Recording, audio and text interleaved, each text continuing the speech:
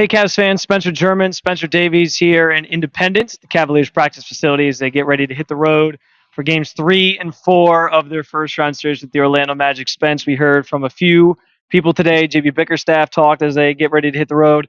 We heard from Karis LeVert. We heard from George Niang. I think one of the notable pieces of information fans are going to want to know, Dean Wade, once again, not going for game 3. I think kind of what people are anticipating at this point. It's kind of just a wait and see approach with him, I think, at this point. Right. He's working out behind us. He was working out behind us as soon as we were setting this up. He had a few cones up there working with Andrew Olson and some of the shooting coaches. And in the side, he was shooting some pocket corner threes. And at least he was moving and we saw him, right? We saw him doing some stuff. But yeah, it just seems like it's still a day-to-day thing with Dean. Hopefully they can get him back soon.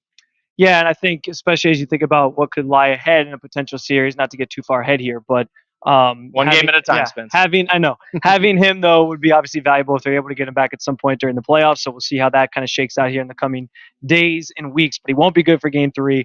I'm really curious, Spence, just as they hit the road to Orlando. Different vibe, man. Like you don't have your home crowd backing you. Yep. You got some, there's some animosity now with how kind of the Wagner brothers were treated here in Cleveland and some of the booing there. So I'm sure that the Cavs are in for a little bit of a rude awakening themselves down there in Orlando. But just how they kind of respond to that and how they kind of build off of what they've kind of started here. I mean, we've seen some really tremendous performance. Jared Allen, obviously Donovan Mitchell's been great. Okoro, the guys in spurts have kind of had their moments. Can they replicate those things on the road? Because that's always a big challenge, especially in the playoffs, is how do your role players play when they're outside of the friendly confines of your own building? Right. And to that point, how do Orlando's role players play better when they're at home? Because that's just a natural way that things go in the postseason. So they're going to have to key in on guys like Cole Anthony. They're going to have to key in on a guy like Gary Harris. I'm sure they're going to make some threes. And the Cavs, on the other hand, they're going to just have to make sure that they respond to the punches because the Orlando's going to probably go on some runs. They're probably going to score a little better than we saw in the first 2 games. It's hard not to score better than what we saw in the first 2 games, the Magic that is. So we're going to see the defensive intensity pick up, I'm sure. We're going to see the pace slow down a little because that's what Orlando likes to do. They like to play set. George Niang and Karis LeVert kept saying it. You got to make sure that you maintain that pace. You got to make sure you're still crashing the boards. That's the big, 2 things that they have to do in order to win this series. And they've been doing them exceptionally the first 2 games. So that's the biggest thing, I think, when you go down to Orlando is to make sure you maintain that level of play and, be able to fall back on your habits and fall back on the adversity you faced earlier in the season if you get dug in the hole. I also think, too, and I kind of asked Karis about this, and I know JB talked about it as well, but we talked so much about this team being younger, and they brought in some veterans this offseason to kind of help with that, and just facing a lot of firsts this time of year specifically. And we know last year was the first real playoff experience against the Knicks. Well, now it's your first time holding a 2-0 lead in the series. So how do they kind of approach that? And the guys are saying all the right things. They're like, we're just taking it a game at a time. That's kind of been instilled in us. Yeah. Donovan talked about that after each game. There's been others in the locker room who have talked about that, and that just seems to be kind of the mentality they have. But does that translate out on the floor? Don't get too far ahead of yourself. Just kind of keep things in perspective and keep moving. So I'm interested to see now how they deal with this new first that they're seeing for the first time. Yeah, playing with prosperity. Playing with on a good way. Like being up. How do you play in a game, for example, when you have a lead? How do you maintain that and not lose interest? But you know what I'm saying? There's a the tendency naturally to let up when you're up that way. So you're right. That's going to be interesting to see how they respond to that and making sure that they continue to put the pedal to the metal. I know that Karis said it, out the gate too. Set the tone the way that they have the first 2 games in the first quarter. And, the Magic are very aware of that. Jamal Mosley was talking about that. It's been the consistent theme, the way that these games have started.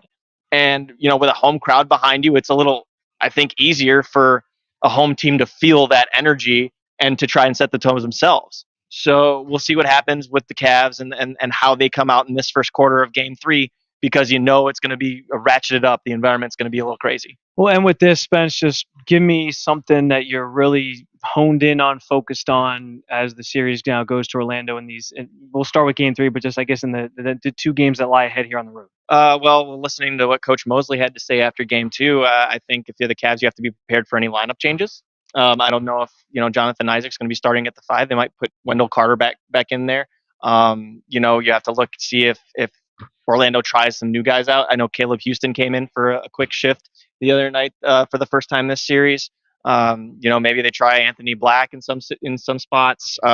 You're going to need more if you're Orlando from guys like Markel Fultz and Gary Harris when Jalen Suggs battling through the knee strain that he suffered. He toughed it out in game 2. So, props to him. But I'm sure that's going to kind of alter their game plan a little bit as well. But if you're the Cavs, it's literally just maintain the way you're creating the shots that you want to create. You're playing at the pace you want to play. Make some more shots. Limit the turnovers. I thought that George Niang said it really well. Don't compound the turnovers. Don't have 4 turnovers in a 3 or 4 minute span. If you have turnovers, if they go out of bounds and you're able to get your defense set, so be it. But those live ball turnovers that give the Magic an opportunity to score off of those, and again, Orlando gets a lot of its points from those and from second chance points. So keep them off of the glass and make sure that if you're turning it over, it's going out of bounds so they can get set. Yeah, I'm curious to just see if Jared Allen is going to play with the same intensity, keep that up. He's been incredible. I think he has more rebounds in these first 2 games than he did the entire series against the Knicks last year. Yeah. And also, we know the physicality and the chippiness is going to kind of continue to be a thing and a theme, especially as you go on the road to their building now. The crowd's going to kind of be into that and seeing some of that play out. Yep. So continuing to keep that composure, which the Cavs have done a tremendous job of so far this series. But can they do it now on the road in a different environment? That's something I think to keep an eye on. It's a whole different ball game when you go on the road. And George even said the cliche is series doesn't start until a team wins on the road. I hate that cliche. There so it much. is. There's the cliche. No, I hate that cliche. There's the cliche. Oh man. Anyway, guys, we appreciate you jumping in with us from the Cavs practice facility here in Independence. We can continue to follow along with all of our Cavaliers coverage here on the Cavs Insider YouTube channel, and of course at CavsInsider.com. We'll have more for you after games 3 and 4. We won't be in Orlando. We will not be in Orlando. We will we'll not be have in more Orlando. coverage for you, and we look forward to maybe seeing you guys if the series comes back to Cleveland. Maybe it won't. We'll find out in the coming days, but thanks for watching, guys.